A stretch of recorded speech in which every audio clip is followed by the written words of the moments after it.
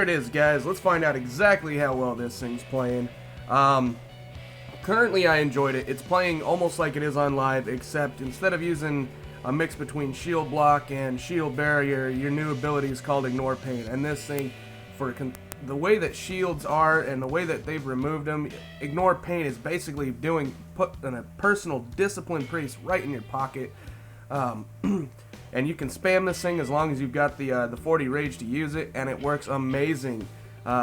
Shield block is a little on the weak side. That might be because of the mastery itself right now, guys. But the gameplay, the way that it's playing out, absolutely 100% fun and fantastic. Single target, this thing does wonderfuls. AoE, you do wonderful. They've changed up Revenge to where it acts more like a cleave and it's putting your bleed out. You can see you still have it. It is no longer tied to Thunderclap.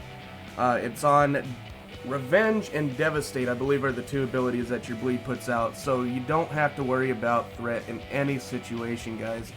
There was an area where Revenge was broken. Going through the artifact quest on this thing, it didn't want to work, and that was a pain in the ass for every little situation. But that being said, this is alpha, this is testing, that's why we're here, we're testing it out, so stuff like that doesn't happen live. As a tank on this, if you've played a warrior once, you've played him twice, this is going to work almost the same way. You've got Thunderclap, you've got your Shield Slam, you've got your Revenge, you've got your Devastate. The only thing that you really don't have anymore is your heal over time, guys. You don't have that enraged regeneration anymore, which really sucks. Because if you do get into a bind, you don't have that little extra bit to help bring you back up. But you do have Demoralizing Shout. They are playing hard into this thing, not only in the talents, but in the weapon trades. It's amazing. It's really turning out good, guys. Demoralizing Shout is on a 1.5 minute cooldown. That's going to be what you're going to want to use. You've got your shield wall, and I believe it's on a either 4 or 5 minute cooldown, and it still does an actual overall damage reduction. And then you've got Battle Cry, which is the same as any of the DPS warriors. All it's going to do is basically increase your crit by 100% for 4 seconds. It's just a little extra damage ability. Last Stand still in there, guys, to where you get the increased hit points. So you're basically like a walking hit point machine.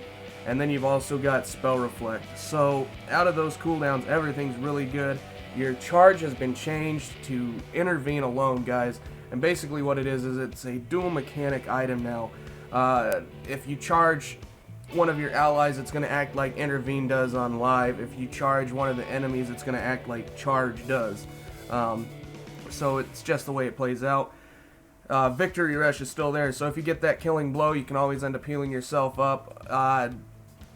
You've still got Heroic Leap, so you've got that mobility. Again, Charge is there for mobility. This class is 100%.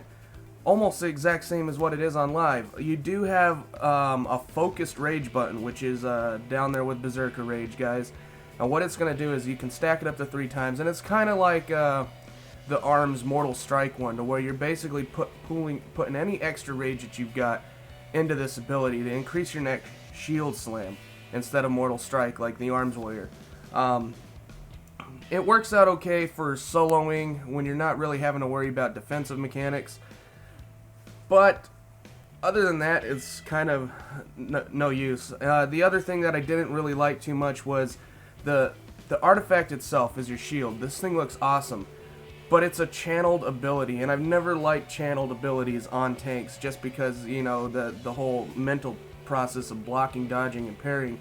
It allows you to still do all that while you're channeling, but you can't use anything else to build rage, nothing of that sort while it's going off. So you're basically at a stagnant, okay, I've got this 25% or whatever the reduction is in damage, so I really didn't see myself using it too much, because all you're doing is a little bit of damage. Well, it's a lot of damage for a tank. You're doing a lot of damage and doing a little bit of damage reduction in the process, but that's it, guys. You're not building rage, you're not doing anything else. So with it really ties into being, okay, what is the point of this thing other than picking up ads? That's the only thing I saw it good for. Was once you got ads, you can throw this up, It's on a 1-minute cooldown, I believe, and basically burn the ads to death every other pull. That's it. That's all I saw it for. And even then, I feel it was better just to let the DPS do that job and me use the rage, or build up the rage and use ignore pain and take a lot less damage than I did with actually using the shield. So I'm not sure where this mechanic is supposed to lie. Maybe it'll get better with gear and through talents, but currently at the base end of it, in the 680 item level plus the weapon, it's like 686. I didn't see a point for it, guys. Excuse me. But there's a lot of different things that you can end up doing. This spec is working really well. They are very good at softening the blows of everything, but the problem is your mastery is still sitting with the mastery critical block.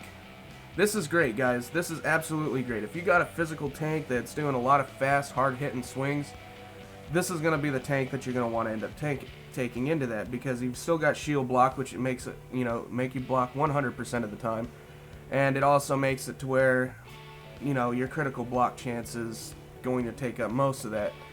Huge, huge deal, guys. But the only problem that I really have with this is if you're using it, you're not using as much rage as ignore pain, but ignore pain is just getting rid of everything. Shield block just gets rid of physical damage, guys, and you'll see in this situation, I got guys that are casting all over me, and I'm using it, and I'm going down, down, down, and then I'll use ignore pain, and it's like the healer just all of a sudden pops me back up like there's no tomorrow. So, even with the kiting, with the guys pulling all this crap, because no one knew how to interrupt the fear, apparently, except for me, it's a good tank, guys. I mean, this would have killed somebody a long time ago. Brewmaster Monk would have been in here and they would have done shit themselves and fell over dead. Alright. Lots of classes. What else? Guardian Druid. I mean, I had a situation like this happen on a Guardian Druid, and I just couldn't get enough rage. So, we're going to go ahead. We did pull that right. We got past it. Now we're going to be on the secondary boss, or mini boss here just before Helya. Again, picking up the ads, the AoE on this tank is a lot stronger than what it's ever been. It felt like you had a little bit more damage through Thunderclap, and then Revenge, being able to reset it, and it hit pretty damn hard, guys. It really seemed to work nice. But I didn't find myself using... The only thing I found myself really using for a defensive, for the new active mitigation, was Ignore Pain. I really wasn't using shield block too much. I mean, yeah, you'll see me using it, but I noticed that even when I use shield block, I was getting knocked way down real quick. I use ignore pain, and again, it's like having a little discipline priest in your fucking pocket. Alright? Every time you end up hitting that button, boom, there's a shield, boom, there's a shield, boom, there's a shield. And it's a huge shield. It's like 1/5 of your health, guys. It's 20% of your damn health. That you're reducing, 90% of 1/20th of your health is basically how they end up describing it. They've got a really weird way of wording it in there, but you'll see. It puts a giant shield on the hit points themselves. Just like if you were to get a shield barrier or, a power word shield or something like that thrown on you, it's going to put that shield up. And it is absolutely insane how much this will cover. I mean, 20% of your health shield, and I can get this thing to stack? There's times when I've, after this dungeon, I ran a couple more, and I didn't feel like I took any damage at all, because all I would hit was, ignore pain. I completely left shield block out of the rotation just to test, and it would absorb so much damage. So, they kind of took your main niche as the tank and gave you this shield. And it still plays into the class fantasy, I'll give them that, but holy crap. This thing, and if it scales with actual hit points, and you're stacking stam trinkets and stuff, you're going to be through the damn roof with this shielding. People aren't going to be able to stop you, they aren't going to be able to control you, but there are still a lot of niche issues, guys. But, again, we're going to be wrapping up this video real soon. With all your cooldowns that you've still got quite a good play style. You've got Demoralizing Roar, which is still reducing the damage that they do to you. You've got Last Stand, you've got Shield Wall, You got Spell Reflect. I mean, you've got all these different items to end up just helping you get through every little aspect of any fight that you're going to need. And again, they're a good tank, guys. Nothing's changed in that department. So, if you did enjoy this video, I hope you like it. Subscribe, guys, and I'll get you all the best stuff coming up as soon as I possibly can. Thanks for watching.